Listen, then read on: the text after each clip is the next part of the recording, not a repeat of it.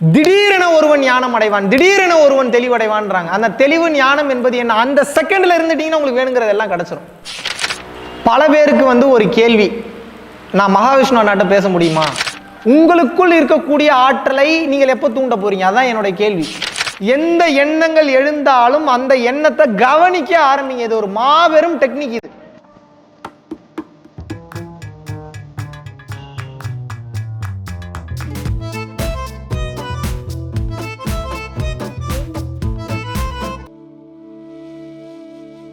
வணக்கம் தம்பி, குருவே சரணம். இந்த வார்த்தை எனக்கு ஒரு பெரிய உணர்வை எனக்குள்ள கொடுத்தது, பெரிய உண்மையை உணர்த்துச்சுப்பா. இதுவரை என் வாழ்க்கையில் நான் பட்ட கஷ்டங்கள் எல்லாத்துக்கும் மூல காரணம் எங்கே நான் போய் தஞ்சம் அடையணுமோ இல்லை எங்கே நான் போய் சரணடையணுமோ அங்கே சரணடையாமல் இருந்ததும், எங்கே முழுமையான நம்பிக்கை வைக்கணுமோ அங்கே முழுமையான நம்பிக்கை வைக்காததும் அதுதான் என் அத்தனை துன்பத்திற்கும் காரணம் அப்படின்றத இந்த குருவே சரணம் என்ற இந்த பெரிய உண்மை எனக்குள்ள உணர்த்தப்பட்டுச்சுப்பா. இப்போ இறைவன் மீது உண்மையான முழுமையான சரணாகதியோடு எது நடந்தாலும் நான் சரணாகதியோடு மட்டுமே இருக்கிறேன், எல்லாம் அவன் பார்த்து கொள்வான் என்று இந்த மந்திரத்தை கற்றுக் கொடுத்த உங்களுக்கு எனது மனமார்ந்த நன்றிங்க தம்பி. குருவே சரணம். அனைவருக்கும் வணக்கம். பல பேருக்கு ஒரு கேள்வி, நான் மகாவிஷ்ணு அண்ணாட்ட பேச முடியுமா? அவர்கிட்ட என் பிரச்சனைகளுக்கு நான் சொல்யூஷன் கேட்கணும், நான் மகாவிஷ்ணு அண்ணாட்ட பேசணும், மகாவிஷ்ணு தம்பியை பார்க்கணும், இப்படி சொல்லி நிறைய பேர் நிறைய ஃபோன் கால்ஸ். தயவு செய்து ஒன்று புரிஞ்சுங்க, உங்கள்கிட்ட பேசக்கூடாதுன்னா ஒன்றும் கிடையாது. உங்களை மிக சரியான பாதையில் நான் வழி நடத்தி செல்லணும்னு ஆசைப்படுறேன், வேண்டுறேன். எப்பயுமே நீங்கள் எதிர்பார்த்துட்டு இருந்தீங்க, எனக்கு என்கிட்டயே சொல்யூஷன் இருக்குன்னு நீங்கள் நினச்சிட்டு இருந்தீங்கன்னா உங்களுக்குள் இருக்கக்கூடிய ஆன்மாவையும் உங்களுக்குள் இருக்கக்கூடிய ஆற்றலை எப்போ நீங்கள் உணர்வீங்க? நீங்கள் எல்லாரும் என்ன நினச்சிக்கிறீங்கன்னா அதுக்கெல்லாம் ஏதோ பல வருஷம் டைம் ஆகும், பல வருஷ காலம் ஆகும்னு நினைக்கிறேன். அப்படிலாம் ஒன்றும் கிடையாது, அப்படிலாம் ஒன்றுமே கிடையாது. அது உங்களுடைய அறியாமை. நீங்கள் அப்படி நம்பிட்டு இருக்கீங்க. திடீரென ஒருவன் ஞானம் அடைவான், திடீரென ஒருவன் தெளிவடைவான்றாங்க. அந்த தெளிவு ஞானம் என்பது என்ன? அந்த செகண்ட்ல இருந்துட்டீங்கன்னா உங்களுக்கு வேணுங்கிறது எல்லாம் கிடைச்சிடும். ஒரே வார்த்தை தான்.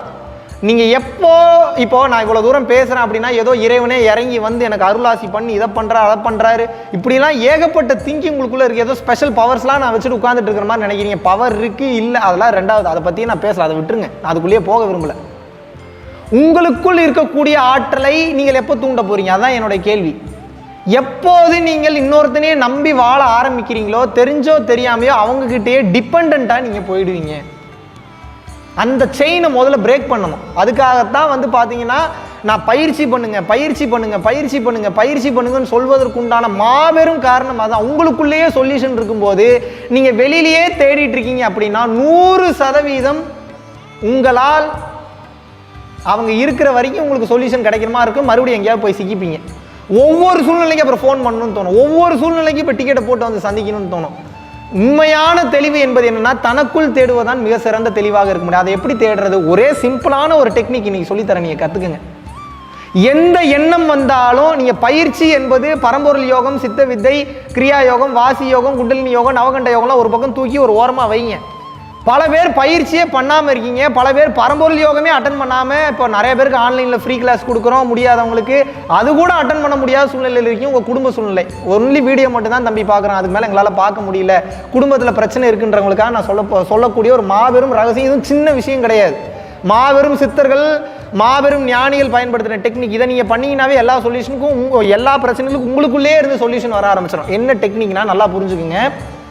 எந்த எண்ணம் உங்களுக்குள் எழுந்தாலும் அந்த எண்ணம் உங்களை போட்டு டம்ப் பண்ணும், அழுத்தம், பிரச்சனைகளுக்குள்ள சிக்க வைக்க முயற்சி பண்ணும். எண்ணங்கள் செயல்களாக கன்வெர்ட் பண்ண முயற்சி பண்ணும். எண்ணங்கள் வர்ற எல்லாத்தையும் செயலாக மாற்றக்கூடாது. ஸ்டாப் பண்ணுங்க. முதல்ல எண்ணங்களை ஸ்டாப் பண்ணாதீங்க, செயலை ஸ்டாப் பண்ணுங்க. எண்ணத்தை ஸ்டாப் பண்ண முயற்சி பண்ணாதீங்க, முட்டாள்தனம். எந்த எண்ணங்கள், எந்த தாட்ஸ் ஓடினாலும் கண்ணை மூடினா கண்ணை முடிக்கங்க. அப்படி இல்லையா, கண்ணை திறந்துட்டே கூட கவனிக்கலாம். எந்த எண்ணங்கள் எழுந்தாலும் அந்த எண்ணத்தை கவனிக்க ஆரம்பிங்க. இது ஒரு மாபெரும் டெக்னிக். இது சின்னதாக நினைக்காதீங்க. ப்ராக்டிஸ் பண்ணாத வரைக்கும் இது உங்களுக்கு என்னெல்லாம் பண்ணுதுன்னு தெரியவே தெரியாது. எப்போது உங்களுக்குள் எழக்கூடிய எண்ணங்களை நீங்கள் விட்னஸ் பண்ண ஆரம்பிக்கிறீங்களோ, கவனிக்க ஆரம்பிக்கிறீங்களோ, அப்போதுதான் உங்களுடைய ஆத்ம சக்தி தானாகவே வெளிப்படும்.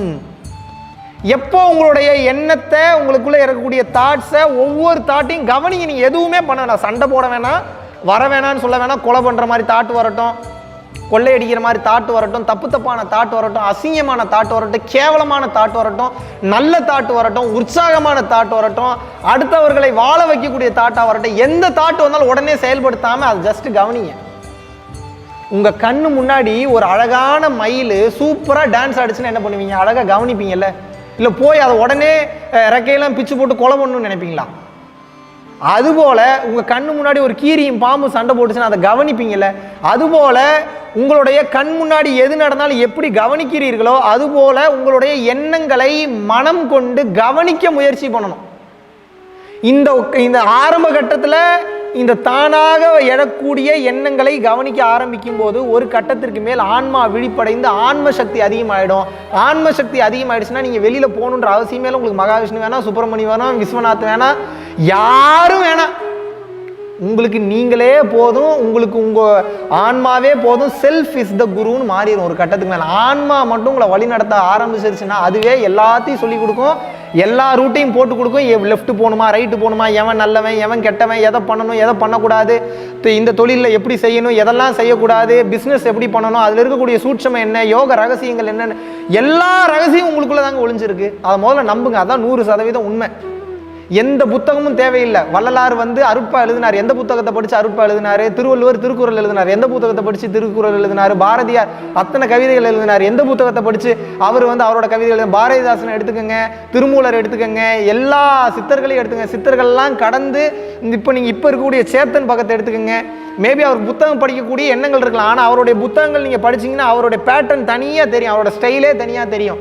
ஜெயமோகன் ரைட்டர் அவர் எடுத்துக்கங்க, நீங்கள் சுஜாதா அவர்கள் எடுத்துக்கங்க, நீங்கள் யாரை வேணால் எடுத்துக்கங்க. புத்தகம் படிக்கக்கூடிய பழக்கம் இருக்குமே தவிர அவங்களுக்குன்னு ஒரு தனி ஸ்டைலே இருக்கும், காப்பி அடிக்கவே மாட்டாங்க. மற்ற புத்தகங்கள் படிப்பது அடிப்படை தானே தவிர உங்களுக்குள் இருக்கக்கூடிய பிரகாசமான அந்த அறிவொளி, அந்த இன்டலெக்ட், அந்த ஒரு பிரகாசம், அந்த என்லைட்னிங் நாலேஜ் வெளியில் வரணும் அப்படின்னா அதுக்கு வேற வழியே இல்லை. என்ன எண்ணங்கள் உங்களுக்குள் எழுகிறதோ அந்த எண்ணங்களை கவனிக்க ஆரம்பிக்க வேண்டும். இது ஒரு நாளில் நடக்கிறது கிடையாது. இன்னைக்கு ஆரம்பிச்சு நாளைக்கு முடிகிறது. உங்கள் வாழ்க்கையவே இனிமேல் எண்ணங்களை கவனிக்க ஆரம்பிங்க. ஒரு கட்டத்துக்கு மேலே அதில் மிக உயர்ந்த கட்டத்துக்கு போயிடுங்க. ஞானத்தில் பிரகாசிப்பீர்கள். மாபெரும் டெக்னிக் இது, சாதாரணமாக எடுத்துக்காதீங்க. இந்த தன்மை, இந்த ஒரு வீடியோ போதும். உண்மையாகவே நீங்கள் புத்திசாலியாக இருக்கீங்கன்னா உங்களுக்கு எந்த யோக பயிற்சியும் தேவையில்லை, எந்த ஒரு சப்போர்ட்டும் தேவையில்லை, எந்த எக்ஸ்டர்னல் திங்ஸும் தேவையில்லை. உங்களுடைய ஆன்மாவை வைத்து உங்களோட செல்ஃபை வச்சு நீங்களே இந்த உலகத்தில் எப்படி வரதுன்றது அதுவே குருவாக மாதிரி அனைத்து ரகசியங்களும் கற்றுக் கொடுக்கும். நன்றி, வணக்கம். குருவே சரணம். அனைவருக்கும் வணக்கம். கொரோனா காலகட்டத்தில் மக்களுக்கு இப்போது நிறைய ஒரு ரிலீஃப் ஒன்று தேவைப்படுது. வாழ்க்கை எதை நோக்கி போக போகுது, எங்கே போய் முடிய போகுதுன்றது ஒரு கிளாரிட்டியே இல்லாமல் போகிறதுக்கு ஒரு பிரேக் ஒன்று தேவைப்படுது. ஸோ அப்படிப்பட்ட ஒரு பிரேக்காக நம்ம கொடைக்கானல் கிளாஸ் அமைஞ்சுது. அதை தொடர்ந்து நம்ம பார்த்திங்கன்னா கோயம்புத்தூரில் கிளாஸ் அனௌன்ஸ் பண்ணலான்ட்டு இருக்கோம். ஸோ கோயம்புத்தூரில் அக்டோபர் மந்த் எண்டு நம்ம கிளாஸஸ் அனௌன்ஸ் பண்ணுறோம், சாட்டர்டே அண்ட் சண்டே. ஸோ விருப்பம் உள்ளவர்கள் கோயம்புத்தூரில் ஜாயின் பண்ணணும், விருப்பம் உள்ளவர்கள் திருப்பூர் மற்றும் கோயம்புத்தூரை சேர்ந்தவர்கள், அதை சார்ந்த பகுதிகளில் இருக்கணும்னு விருப்பப்படுறவங்க கோயம்புத்தூர் கிளாஸை அட்டன் செய்யலாம். 2 நாள் வகுப்பு, எக்ஸ்பீரியன்ஷியல் ப்ரோக்ராம், என்னுடைய நேரடி வகுப்பு, எனது கையாலேயே நேரடி தொடு தீட்சையும் மந்திர உபதேசமும் வழங்கப்பட இருக்கிறது. ஸோ இந்த பரம்பொருள் யோகம் தீட்சை வாங்கணும் விருப்பப்படுறவங்க அக்டோபர் மந்த் எண்டு சனி மற்றும் ஞாயிற்றுக்கிழமை 2 நாள் வகுப்பில் தாராளமாக கலந்து கொள்ளலாம். டெஸ்கிரிப்ஷனில் எந்த டேட்டு மற்ற டீட்டெயில்ஸ் எல்லாமே கொடுத்துருக்காங்க. ஸோ வாட்ஸ்அப் நம்பருக்கு இமீடியட்டாக அமுச்சு இப்போவே புக் பண்ணிக்கோங்க. நன்றி, வணக்கம்.